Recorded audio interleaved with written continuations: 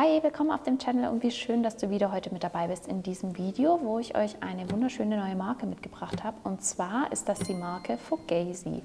Ich weiß nicht, ob du die Marke schon kennst, ist wirklich eine sehr, sehr interessante Marke. Ich habe 4 Düfte dabei, die alle in eine ganz andere Richtung gehen, sodass für dich hoffentlich auch der passende Duft mit dabei ist. Bevor wir reinstarten, lasst uns mal ganz kurz die Flakons anschauen. Die Flakons sind wirklich auch hier schön schlicht gehalten. Hier mit einer schwarzen Kappe obendrauf. Es gibt auch Düfte, die eben eine weiße Kappe mit haben. Die Flakons liegen wirklich richtig schön in der Hand, sind sehr, sehr hochwertig und ich finde, man unterscheidet auch immer so ein bisschen, wie ist das Sprühverhalten bei den Düften und bei den Flakons. Hier auf jeden Fall richtig top. Und ich würde sagen, wir starten mit dem allerersten Duft, den ich dabei habe, und zwar ist das Parfum mit der Nummer 1. Ein wirklich sehr, sehr schöner Duft, wie ich finde. Habt ihr gesehen, wie schön das sprüht? Ist nicht selbstverständlich. Der Duft startet richtig schön zitrisch und was aber sehr, sehr schnell rauskommt, ist eine wunderschöne minzige Note. Also der startet wirklich schön erfrischend, wie ich finde, eben mit diesem zitrisch, minzigen, ganz, ganz leicht herben. Wirklich ein richtig schöner Start und wir haben vom Beginn an auch eine schöne, leicht fruchtige Note nochmal mit drin. Und zwar ist das eine schwarze Johannisbeere und ich finde, die gibt keine Süße in dem Sinne mit rein, also keine schwere Süße, sondern eher so ein bisschen was Saures, Fruchtiges. Wirklich ein richtig, richtig schöner Start. Dieses Saure, was man da am Anfang riecht, wird schnell ergänzt durch eine ganz schöne würzige Note. Wir haben Pfeffer, wir haben aber auch Weihrauch. Und ich muss sagen, der Weihrauch, der steht für mich hier nicht im Fokus. Das heißt, keine Angst, wenn du nicht auf Weihrauchdüfte stehst.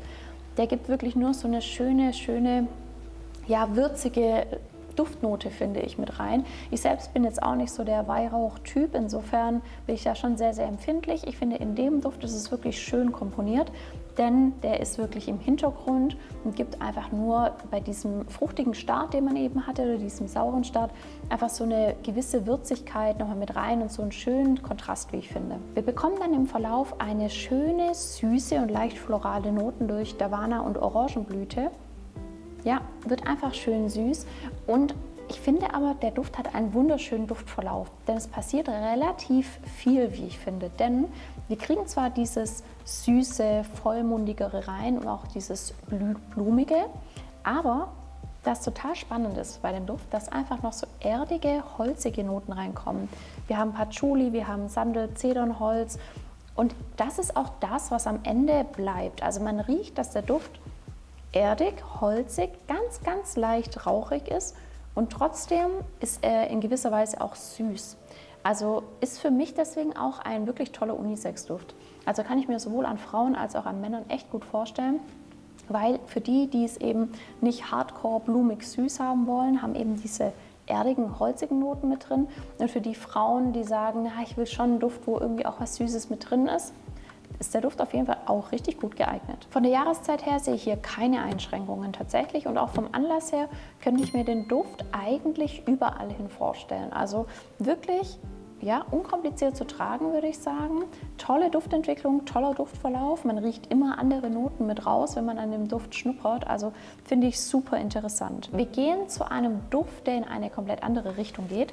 Und zwar ist das der Orange Crush mit einem weißen Deckel hier. Und ich hatte ja vorhin gesagt, dass es da eine Unterscheidung gibt. Und wie der Name es vielleicht vermuten lässt, ist auf jeden Fall die Orange hier der Star in der Manege. Oh, der startet schon so schön. Wir haben wirklich eine ganz saftige Orange im ersten Riechen. Ja, saftig, fruchtig, frisch, mit einer schönen Bergamotte dazu. Das heißt, der startet schon richtig schön, richtig erfrischend. Ein Duft, der einfach nur positive Vibes hat, wie ich finde. Also ich habe nur positive Assoziationen. Ich werde gleich katapultiert an einen wunderschönen Sommertag oder einen sehr, sehr warmen Frühlingstag. Ein Duft, den du tragen kannst und dich den ganzen Tag richtig frisch fühlst. Also das ist auch ein Duft, den du überall hintragen kannst. Ich finde gerade so Orangendüfte, zitrische Düfte, wobei hier wirklich die Orange und die Süße und dieses Fruchtfleisch der Orange im Fokus steht, die sind wirklich super zu tragen. Da muss ich gerade dran denken. Ich glaube, der könnte meiner Mutter gefallen. Muss ich ihr mal mitbringen tatsächlich. Die steht nämlich auch auf solche Orangendüfte. Also für mich ein wirklich toller Duft. der überall hin auch geht. Der aber, das ist schon mal ein kleiner Spoiler, der ist natürlich am Anfang sehr, sehr fruchtig, sehr, sehr intensiv, wie es sich für so einen Duft, ja, ich sag mal, normalerweise schon gehört. Also ich habe noch keinen erlebt, der total intensiv bleibt, wird der ein kleines bisschen zurückhaltender. Dafür kannst du ihn aber auch überall hin tragen, ohne dass er zu auffällig oder zu aufdringlich wird. Der Duft startet also richtig schön orangig, fruchtig, mit zitrischen Noten, hat eine leichte herbe Note auch mit drin, dieses leicht säuerliche auch, vielleicht auch durch die schwarze Johannisbeere, die hier für mich nicht total süß auftritt.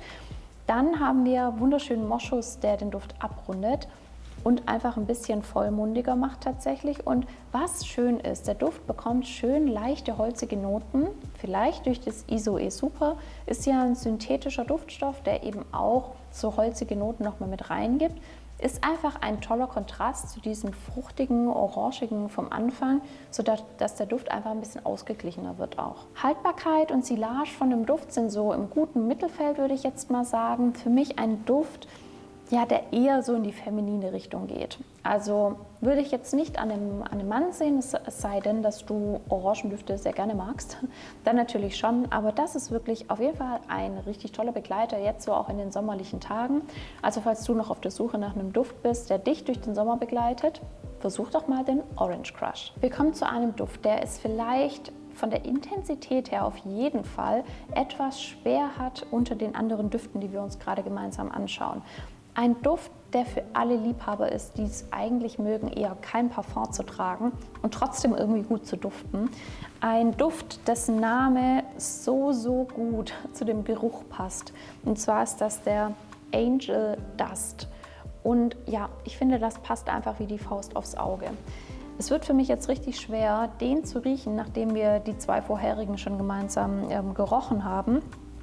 Aber ich habe ihn mir mal auf die Haut aufgesprüht, bevor ich mit dem Video angefangen habe. Denn eins kann ich dir sagen, solltest du den Duft ausprobieren, probier ihn auf jeden Fall auf deiner Haut aus. Denn auf einem Duftstreifen entwickelt sich da gar nichts. Das ist wirklich ein Duft, der reagiert mit deiner Haut und entwickelt sich in gewisser Weise bestimmt auch individuell. Also Tipp von mir, auf jeden Fall auf der Haut ausprobieren, damit du auch wirklich sagen kannst, ob er dir gefällt oder nicht.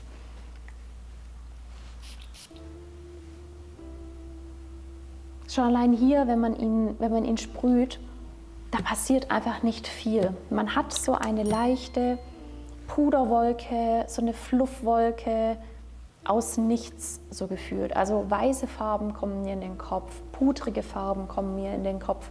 Irgendwas Wolkenartiges, wie so ein eben Nebel, wie dieser Duft eben auch heißt. Da passiert nicht so viel. Wenn du aber den auf der Haut riechst, dann merkst du auf einmal, dass da doch einiges passiert. Wir haben bei dem Duft einen leicht holzig-moschusartigen Touch. Wir haben Kaschmir, Kaschmiran und wir haben, und das bitte ganz fett markieren und unterstreichen, einen ganz leichten zitrischen Touch. Wir haben hier eine Bergamotte, die ist schon auch irgendwo wahrnehmbar, aber wirklich ganz leicht. Dieser ganze Duft strotzt vor Introvertiertheit. Das ist für mich ein Duft, den trägst du auf, der ist so intim, mit dem willst du auch gar nicht auffallen, weil du den für dich aufträgst oder für Menschen, die dir sehr, sehr nahe stehen.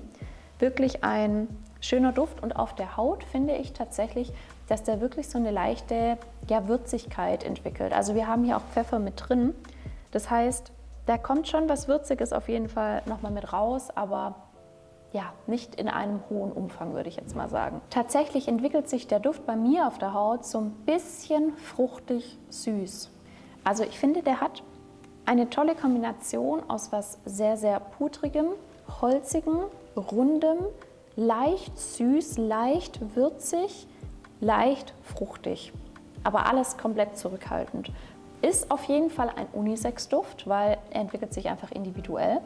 Ist ein Duft, der tatsächlich dafür, dass er so zurückhaltend ist, von der Haltbarkeit eigentlich echt gut ist, also so im Mittelfeld tatsächlich noch.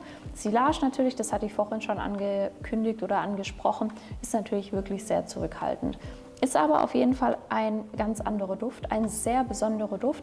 Und falls du den Angel Dust schon mal ausprobiert hast, lass mich gerne mal wissen, wie sich der Duft bei dir auf der Haut entwickelt. Ich bin da immer total neugierig, weil es einfach doch so individuell ist. Wir kommen von dem Angel Dust, einem sehr zurückhaltenden Duft, zu einem Duft, ja, der mich so ein bisschen entführt in eine exotische Urlaubsreise, der perfekt auch in mein Video gepasst hätte zu exotischen Urlaubsdüften. Das verlinke ich dir gleich mal noch, falls du noch auf der Suche danach bist. Und zwar ist das der In Love with the Cocos, was ja perfekt auch dazu passt, wo uns der Duft hinführt. Wirklich ein Duft, der auch auf jeden Fall von der Silage und von der Haltbarkeit echt toll ist und eben auch intensiv ist, wobei gegen den Angel Dust eigentlich so gut wie jeder Duft intensiv wirkt. Wir haben zu Beginn eine schöne, zitrische, leicht herbe, grüne Note, finde ich. Und was aber sehr, sehr schnell mit reinkommt, sind auf jeden Fall die Blüten. Die geben eine richtig schöne Süße nochmal mit rein. Wir haben Rose, Orangenblüte, Rosengeranie. Das heißt, es ist auf jeden Fall auch ein Duft, ja, da musst du auf jeden Fall Blüten mögen. Was aber an dem Duft so besonders ist und was eben diesen fruchtigen Touch auch nochmal reingibt, ist natürlich neben dieser Orangenblüte auch das Kokoswasser, was drin ist.